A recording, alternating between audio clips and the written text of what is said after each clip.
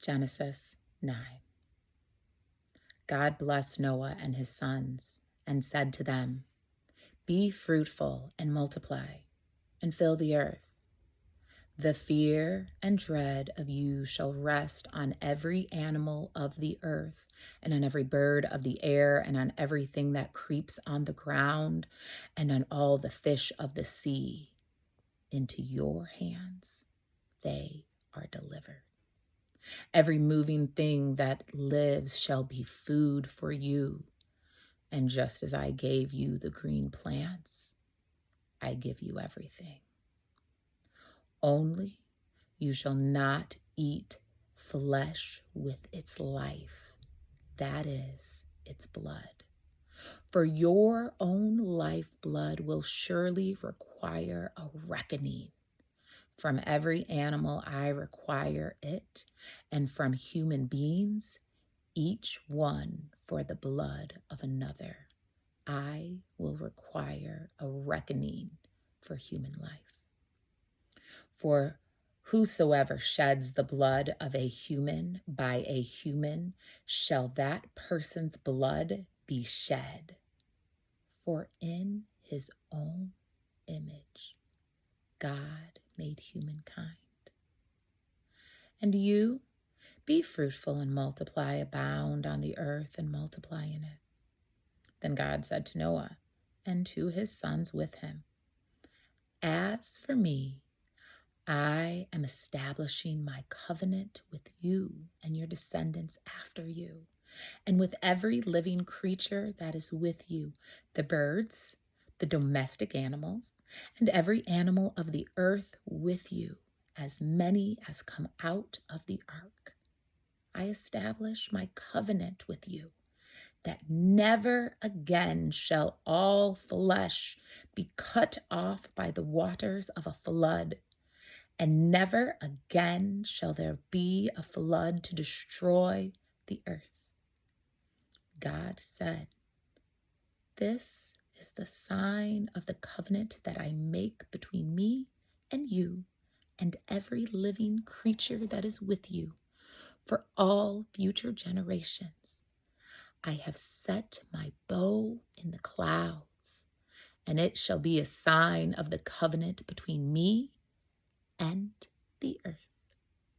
When I bring clouds over the earth and the bow is seen in the clouds, I will remember my covenant between me and you and every living creature of all flesh.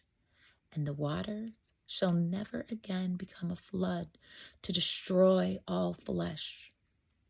When the bow was in the clouds, I will see it and remember the everlasting covenant between God and every living creature of all flesh that is on the earth." God said to Noah, "This is the sign of the covenant that I have established between me and all flesh that is on the earth." The sons of Noah who went out of the ark were Shem, Ham, and Japheth. Ham was the father of Canaan. These three were the sons of Noah, and from these the whole earth was peopled. Noah, a man of the soil, was the first to plant a vineyard. He drank some of the wine and became drunk, and he lay uncovered in his tent. And Ham, the father of Canaan, saw the nakedness of his father and told his two brothers outside. Then Shem and Japheth took a garment and laid it and covered the nakedness of their father. Their faces were turned away, and they did not see their father's nakedness. When Noah awoke from his wine and knew what his youngest son had done to him, he said, "Cursed be Canaan, lowest of the slaves shall he be to his brothers." He also said, "Blessed by the Lord my God be Shem, and let Canaan be his slave. May God make space for Japheth, and let him live in the tents of Shem, and let Canaan be his slave. And after the flood, Noah lived 350 years. All the days of Noah were 950 years, and he died. Genesis chapter 10. These are the descendants of Noah's sons, Shem, Ham, and Japheth. Children were born to them after the flood. The descendants of Japheth: Gomer, Magog, Madai, Javan, Tubal, Meshech, and Tiras. The descendants of Gomer: Eshkenaz, Rippeth, and Togarmah.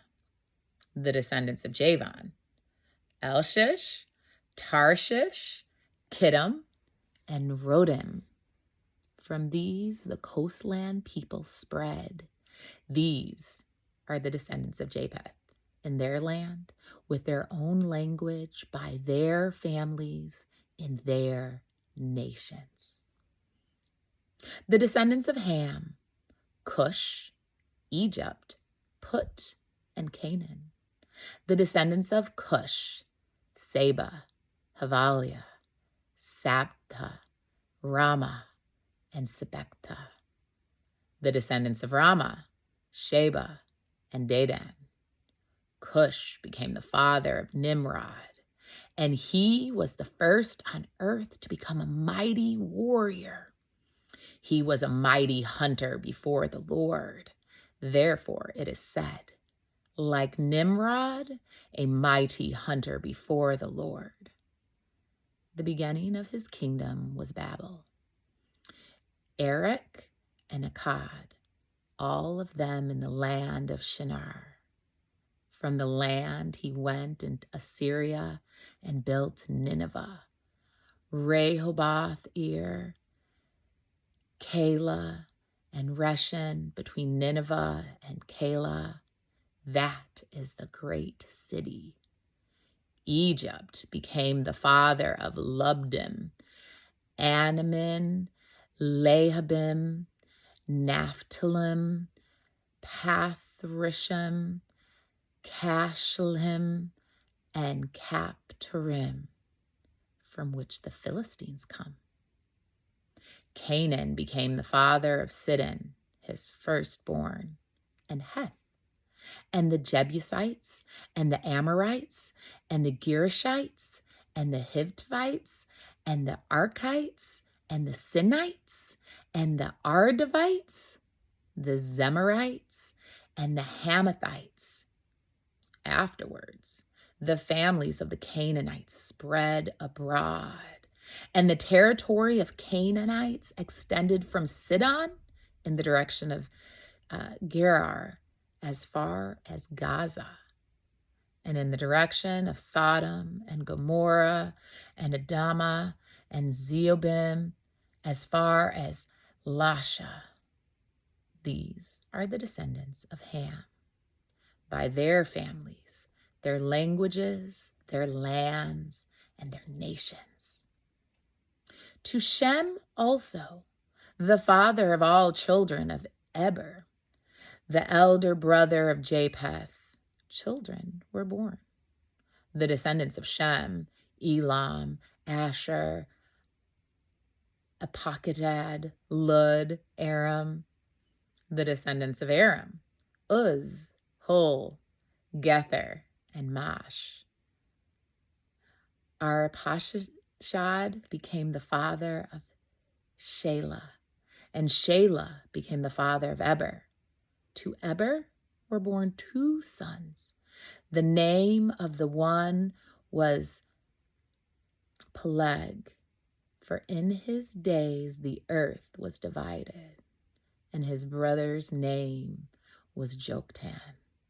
Joktan became the father of Almodad, Shelepah, Hazmarath, Jerah, Hadaram, Uzal, Dikla, Obal, Abnemel, Sheba, Ophir, Havaliah, and Jobab. All these were the descendants of Joktan. The territories in which they lived extended from Mesha in the direction of Saphar, the hill country of the east.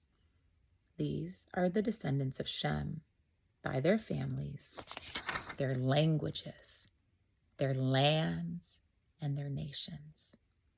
These are the families of Noah's sons, according to their genealogies in their nations, and from these nations spread abroad on the earth after the flood.